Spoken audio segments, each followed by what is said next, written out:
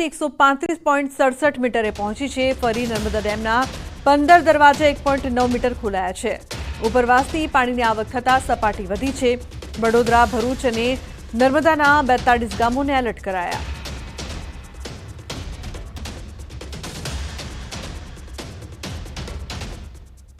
સરદાર સરોવર ડેમની ઊંચાઈ 135.67 મીટર। પાણીની સતત વધતી આવક, સારો એવો વરસાદ, ઉપરવાસમાં પાણીની આવક વધી રહી છે।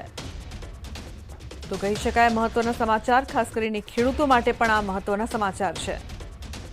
પાનમ અને કડાણા ડેમમાં પાણીની આવક વધતા મહી નદીમાં છોડાયું છે પાણી। કડાણા પાનમ ડેમની જળસપાટીમાં વધારો થતાં બંને જળાશયોમાંથી પાણી છોડાયું છે। 2 લાખ ક્યુસેકથી વધારે પાણી છોડાતા વડોદરામાં મહી નદી બે કાંઠે વહેતી થઈ। સિંગરોડ ગામમાં પ્રવેશ્યા મહી નદીના પાણી। કાંઠા વિસ્તારમાં ખેતરો થયા છે તરબોળ। સિંગરોડ પાસે ભયજનક સપાટીની નજીક વહી રહી છે મહી નદી। તો વડોદરા જિલ્લાના 53 ગામોને એલર્ટ કરવામાં આવ્યા છે। ડેસરના 5, સાવલીના 28, વડોદરાના ગ્રામ્યના 9, પાદરાના 11 ગામોને એલર્ટ કરાયા। તો મહેસાણામાં ધરોઈ ડેમમાં 75%થી વધુ જળ સંગ્રહ થયો છે। ધરોઈ ડેમમાં 75.3% જળ સ્ટોક થયો છે। ધરોઈ ડેમની સપાટી 615.22 ફૂટે પહોંચી છે। ધરોઈ ડેમની ભયજનક કુલ 622 ફૂટ સપાટી છે। ધરોઈ ડેમમાં 4300 ક્યુસેક પાણીની આવક નોંધાઈ છે। ધરોઈ ડેમમાંથી મહેસાણા, પાટણ અને બનાસકાંઠામાં અપાય છે પાણી। 10 શહેરો અને 1007 ગામ અને પરાને અપાય છે પીવાનું પાણી, જેમાંથી 9 શહેર અને 538 ગામ એવા છે કે નિયમિત ડેમનું પાણી વપરાશમાં લે છે।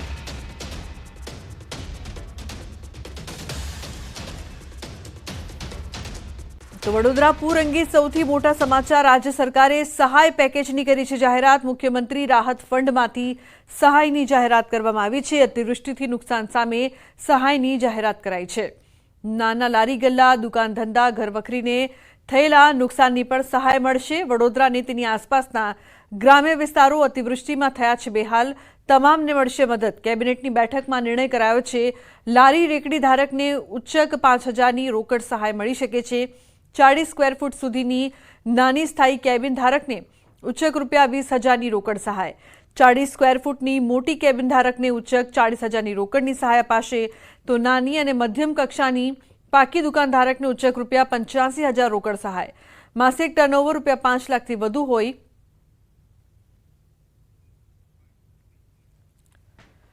આ પેકેજ અંતર્ગત લારી રેકડી ધારકને ઉચ્ચક 5,000ની રોકડ સહાય મળશે।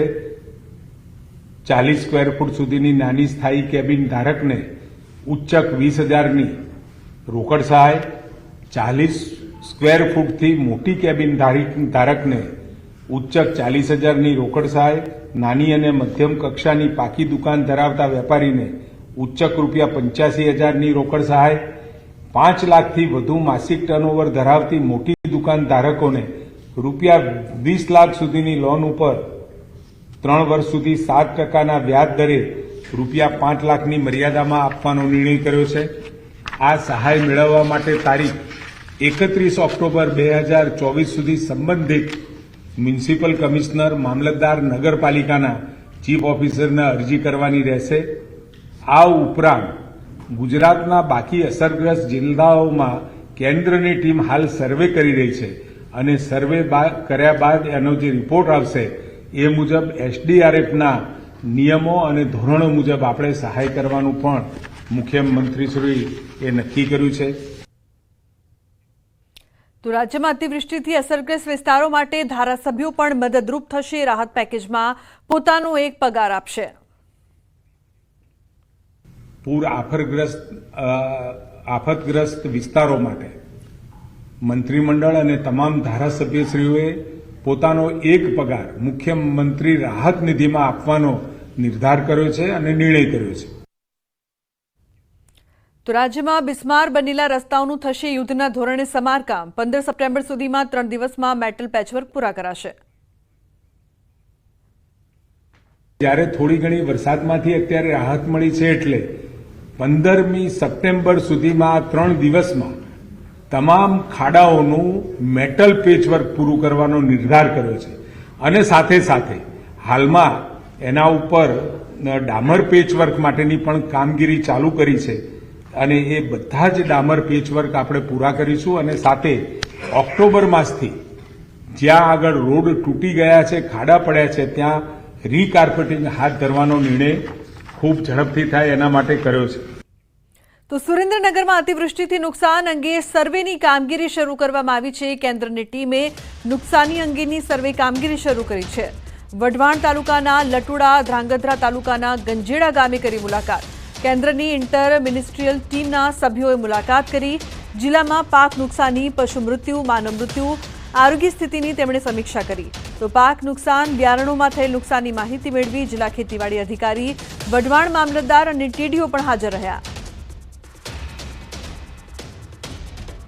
તો રાજકોટના ગ્રામ્ય પંથકમાં અતિવૃષ્ટિથી થયેલા નુકસાનના સર્વે હાથ ધરવામાં આવ્યા છે. જિલ્લા ખેતીવાડી વિભાગે અત્યાર સુધીમાં 108 ગામડાઓમાં સર્વે પૂર્ણ કરી દીધો છે, જેમાં 6,845 હેક્ટરમાં 33%થી વધુ પાક નિષ્ફળ નીવડ્યો હોવાનું સામે આવ્યું.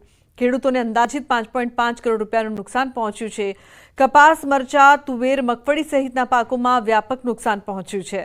જિલ્લા કલેક્ટર મુજબ 8 દિવસમાં સર્વે પૂર્ણ કરી સરકારને રિપોર્ટ સોંપાશે. તો બીજી તરફ તાલુકા પંચાયતના સદસ્ય નિશ્ચિત ખૂંટે સર્વેની કામગીરી ગોકળ ગતિએ થતી હોવાનો આક્ષેપ કર્યો. તાત્કાલિક અસરથી સર્વે કરી સહાય ચૂકવવાની માંગ સાથે કલેક્ટરને આવેદન આપ્યું છે.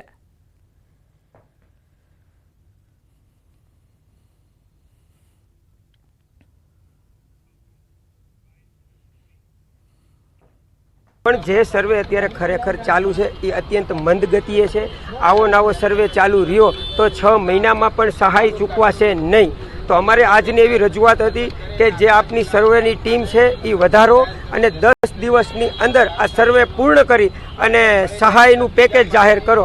અન્યથા નહીતર અમે રાજકોટ તાલુકા અને જિલ્લા દ્વારા પ્રતિક ઉપવાસ આંદોલનની જાહેરાત કરશું. રાજકોટ જિલ્લામાં પાક નુકસાનીનું સર્વે છે એ 108 ગામોમાં પૂર્ણ થયું છે, જેમાં લગભગ 5.5 કરોડ રૂપિયા જેટલાનું નુકસાન પ્રથમ દૃષ્ટ્યા જણાઈ આવે છે. એમાં 57 ટીમો જે છે એ કામને લાગેલી છે અને અમને વિશ્વાસ છે કે આ કામ અમે અઠવાડિયામાં પૂરું કરી દેશું.